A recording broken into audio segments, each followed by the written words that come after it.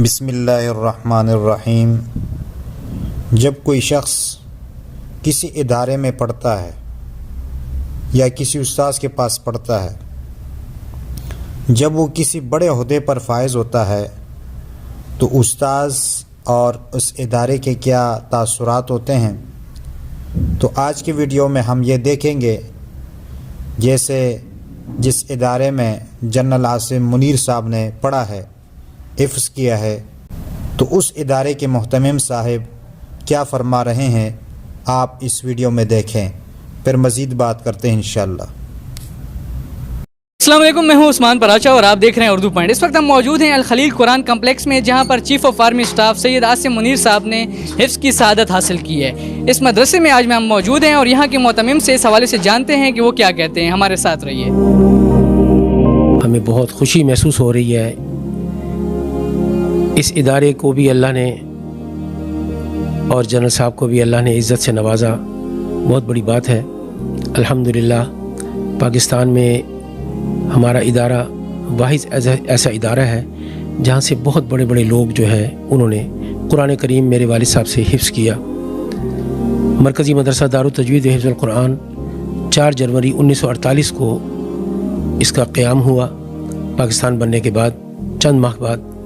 اور میرے والد صاحب نے ایک چھوٹی سی جگہ پر، نور مسجد یہاں سے قریب ہی ہے، ایک چھوٹی سی جگہ پر پیپل کے درخت کے نیچے قرآن کریم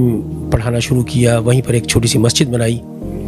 اور اس کے بعد جو ہے وہاں پر ترقی کرتے کرتے پھر میرے والد صاحب جو ہے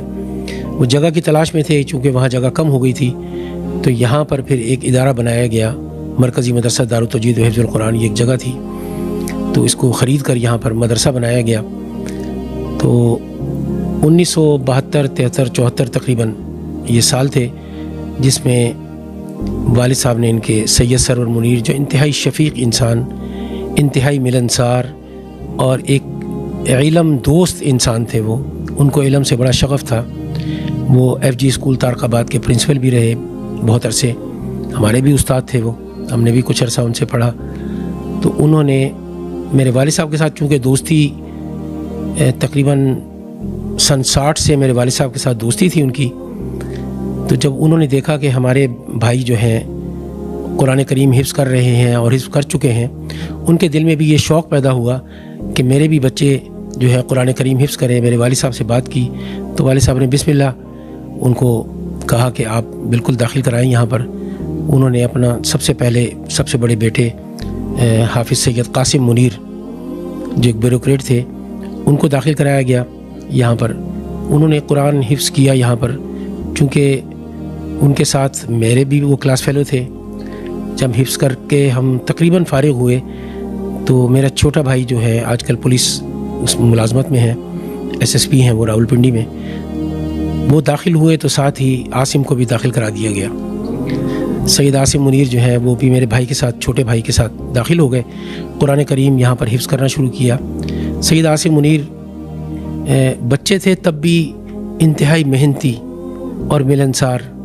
اور صرف اپنے قرآن سے تعلق ان کا اسی طریقے سے، حالانکہ چھوٹی عمر تھی ان کی، 6-7 سال ان کی عمر تھی، لیکن قرآن کریم کو یاد کرنا اور اسی طریقے سے پھر وہ اپنی جو سبق دیا کرتے تھے میرے والد صاحب، وہ اسی طریقے سے دہرانا، گھر سے یاد کر کے آنا، پھر صبح اگلے دن وہ سنانا، اپنی منزلیں سنانا۔ جیسے کہ قرآن کریم کے پڑھنے میں اور پڑھانے میں جو ایک ہمارا اصول ہے اور قاعدہ ہے، اسی طریقے سے ان کو پڑھایا گیا، اور الحمدللہ کچھ پارے یہاں پڑھے انہوں نے۔ پھر جب کچھ معاملات ایسے ہوئے کہ چونکہ ڈھیری حسن آباد سے آنا پڑتا تھا، تو ان کے والد صاحب نے کہا کہ ہم اس مدرسے کی شاخ ایک وہاں پر بنا دیتے ہیں۔ تو یہ ہے کہ عاصم اور ہاشم جو ہے، ہاشم چھوٹے بھائی تھے ان کے، اور الحمدللہ وہ حیات ہیں، ٹھیک ہیں ماشاءاللہ، پڑھاتے ہیں، وہ بھی ان کا بھی تعلیمی شعبے سے تعلق ہے۔ تو کہا کہ ہم ان کو وہاں شفٹ کر دیتے ہیں، تو آپ جو ہے وہاں پر ان کو پڑھا دیا کریں۔ تو میرے والد صاحب نے پھر وہاں پر صبح یہاں پڑھایا کرتے تھے، شام کو ظہر کے بعد جو ہے وہاں پر عاصم کو جو سبق دیا کرتے تھے، جو منزلیں، تو وہ وہاں پر ان کو پڑھایا کرتے تھے، وہاں پر جا کر ڈھیری حسن آباد میں، اور وہیں انہوں نے قرآن کریم مکمل حفظ کیا میرے والد صاحب سے۔ حافظ صاحب چونکہ آپ بتا رہے ہیں کہ ان کے آپ بڑے بھائی کے کلاس فیلو بھی تھے، ان کے ساتھ پڑھ بھی رہے تھے، آپ حفظ بھی کر رہے تھے، اور عاصم منیر صاحب آپ سے چھوٹے بھی ہیں، تو ایک کہہ سکتے ہیں کہ چھوٹے بھائیوں والا ان کے ساتھ رویہ ہوگا، تو کیا واقعات ہیں ان کے ساتھ، آپ کی کیا یادیں جڑی ہوئی ہیں؟ بچپن کی یادیں جی، جیسے ہم بھی چھوٹے تھے اس وقت،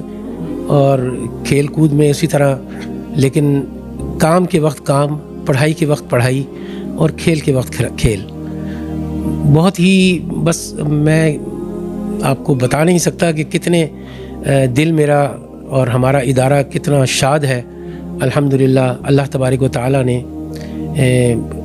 پاکستان کی اہم ترین پوسٹ پر پاکستان آرمی کے چیف بنایا ان کو، اور ہماری تو دعائیں ہیں کہ اللہ تبارک و تعالیٰ پاکستان جو چیلنجز میں گھرا ہوا ہے، معاشی چیلنجز میں گھرا ہوا ہے، اور جس طرح چیلنجز میں گھرا ہوا ہے، تو ہمیں یقین ہے کہ انشاءاللہ سید عاصم منیر ان تمام چیلنجز سے جو ہے اس ملک کو وہ نکالیں گے، اور ان تمام چیلنجز کو عبور کریں گے، اور پاکستان ایک بہترین اسلامی فلاحی ریاست بن کر سامنے آئے گا. حافظ صاحب آپ بات کر رہے ہیں کہ انہوں نے یہاں سے حفظ کیا، اس کے بعد ایک شاخ ان کے آبائی علاقے ڈیری حسن آباد میں ان کے مدرسے کی بنی، وہاں سے کیا. کچھ باتیں آ رہی ہیں کہ انہوں نے حفظ اپنا مکمل پھر سعودی عرب میں کیا، وہ کیا بات ہے؟ وہ بات یہ ہے کہ چونکہ فیلڈ میں چلے گئے تھے، کالج میں چلے گئے تھے، پھر اس کے بعد جو ہے وہ آرمی جوائن کر لی تھی انہوں نے، تو کچھ پارے وہ تقریباً یاد نہ رہے. ظاہر ہے وہ فیلڈ میں جانے کے بعد وہ اس طرح دہرائی نہیں ہوتی تھی. تو قرآن کریم فرقان حمید، پھر ان کو اللہ تبارک و تعالیٰ نے موقع دیا، لیفٹیننٹ کرنل کے عہدے پر فائز ہوئے، تو وہ سعودی عرب میں ڈیپوٹیشن پر چلے گئے. پاکستان آرمی وہاں پر جاتی تھی، تو ڈیپوٹیشن پہ اس دوران ان کو موقع مل گیا قرآن کریم یاد کرنے کا. تو وہاں جا کر انہوں نے صرف قرآن کریم کی دہرائی کی اور قرآن کریم یاد کیا. مکمل یہاں کر چکے تھے، یہاں کر چکے تھے، دہرائی وہاں جا کر انہوں نے کی تھی. حافظ صاحب جب آپ اتنے بڑے عہدے پر اب وہ فائز ہو چکے ہیں، تو آپ سے کوئی بات ہوئی ہے اس کے بعد، اور اب آپ آخر میں میسج کیا دینا چاہیں گے ان کی توقعات پر، مطلب کس طریقے سے وہ پورا اتریں گے، اور آپ کے کیا جذبات ہیں ان کے لیے میسج میں؟ ان کے لیے اب جذبات کا کیسے میں اظہار کروں، اظہار کرنا بھی مشکل ہو رہا ہے. انشاءاللہ جنرل عاصم منیر پاکستان کو انشاءاللہ، میں نے جیسے بتایا کہ اسلامی فلاحی ریاست کا جو خواب قائد اعظم محمد علی جناح رحمۃ اللہ علیہ نے دیکھا تھا، انشاءاللہ اس کو ہم پائے تکمیل تک پہنچائیں گے. جو معاشی چیلنجز ہیں پاکستان کے، انشاءاللہ اس سے بھی عہدہ برآں ہوں گے، اور پاکستان ایک بہترین اسلامی فلاحی ریاست بن کر دنیا میں ابھرے. تو جی آپ نے اس ویڈیو کو دیکھا، اور جو باتیں انہوں نے کی ہے آپ نے وہ باتیں سنی، اور انہوں نے ایک خواہشات کا اظہار بھی کیا کہ ہماری خواہش یہ ہے کہ اس طرح ہو جائے. ہم بھی دعا کرتے ہیں کہ اللہ تعالیٰ اس طرح ان کو یہ موقع فراہم فرمائے کہ یہ اس طرح جو ان کے استاذ اور محتمم اور دوست کے جو خواہشات ہے وہ پورے ہو جائے، اور جو امت مسلمہ